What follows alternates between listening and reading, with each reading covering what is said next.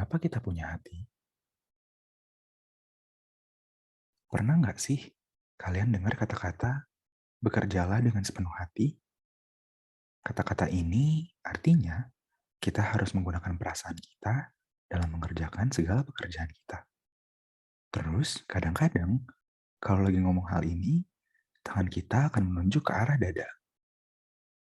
Memang sih, artinya bukan harfiah organ hati. Tapi kalian tahu nggak sih organ hati kita adanya di mana? Organ hati itu letaknya bukan di dada ya, tapi letaknya ada di bagian perut kita, tepatnya di bagian kanan atas. Kalau kita kembali lagi ke kata-kata yang tadi, seolah-olah organ hati itu fungsinya untuk mengendalikan perasaan ya. Tapi sebetulnya bukan itu fungsi hati. Lalu, kenapa ya kita punya hati? Yuk kita kenalan sama-sama dengan organ yang satu ini. Hati, seperti yang udah disebut sebelumnya, adalah organ dalam rongga perut kita di bagian sebelah kanan atas. Tepatnya ada di bawah diafragma. Letaknya itu paling depan kalau kita lihat dari bagian depan. Organ hati itu punya beberapa fungsi utama.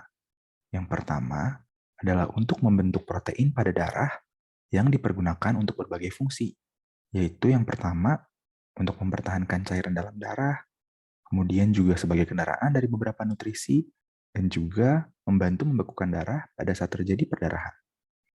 Lalu, organ hati itu juga berfungsi sebagai tempat penyimpanan energi dan juga tempat pembentukan energi baru kalau misalnya kita kekurangan energi dari sumber utama, yaitu gula.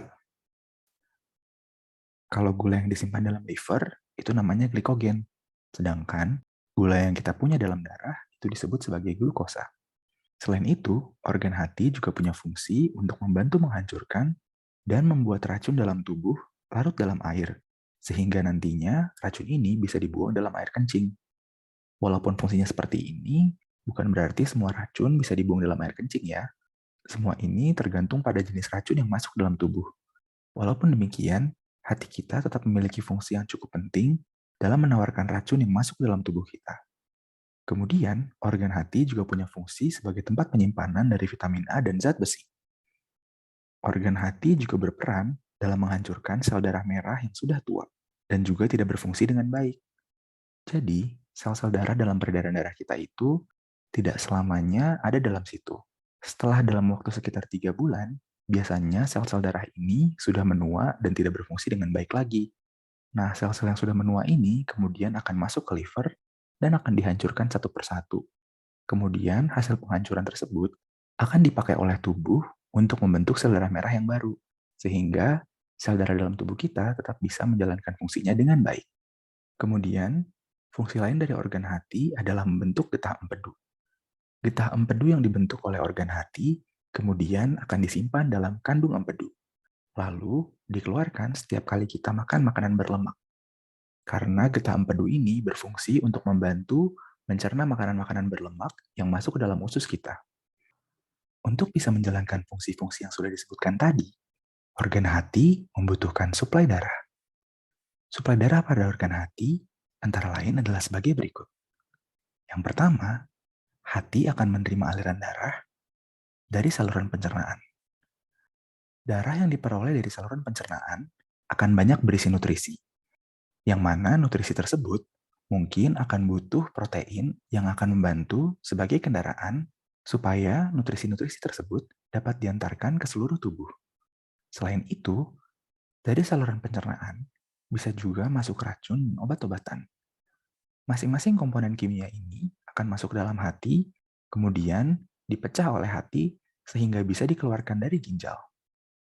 Selain itu, hati juga menerima suplai darah dari jantung untuk menerima suplai oksigen sehingga sel-sel dalam hati bisa tetap hidup. Setelah menjalankan fungsi hati untuk menyerap nutrisi dan memecah racun, aliran darahnya kemudian akan diarahkan ke jantung lalu dikirimkan kembali ke ginjal. Pada ginjal, racun yang sudah dipecah dan dibuat lebih larut dalam air, kemudian akan dibuang dalam air kencing. Nah, selain dari fakta menarik tentang organ hati, ternyata ada fakta lain loh yang menarik tentang organ hati. Kalau kalian adalah penggemar mitologi Yunani, atau minimal pernah baca novel atau nonton film Percy Jackson, pasti sudah nggak asing lagi dengan nama Prometheus, yaitu salah satu dewanya orang Yunani kuno. Dalam cerita mitologi Yunani kuno, Prometheus dikenal sebagai dewa api yang mendapatkan hukuman dari Zeus sebagai raja para dewa, karena dia mencuri api yang pertama kali diberikan Zeus kepada umat manusia. Hukuman dari Zeus untuk Prometheus adalah mengurung Prometheus di gunung yang sangat tinggi, kemudian akan ada seekor burung elang yang datang setiap hari untuk memakan sebagian hatinya. Hati Prometheus yang sudah dimakan oleh elang tersebut kemudian akan tumbuh setiap malam, sehingga keesokan paginya rasa sakit akibat dimakan hatinya oleh burung elang akan terulang kembali. Nah, hal yang menarik dari cerita ini, seperti pada cerita, hati manusia juga punya kemampuan untuk membelah dan memperbaiki diri. Walaupun tidak akan kembali 100% utuh seperti pada cerita Prometheus, dan juga fungsinya terbatas.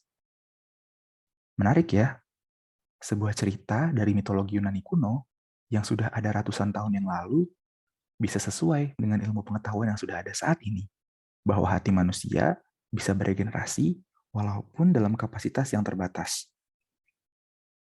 Demikian merupakan penjelasan singkat hari ini tentang mengapa kita punya hati. Semoga bermanfaat. Jangan lupa untuk komen, like, dan subscribe.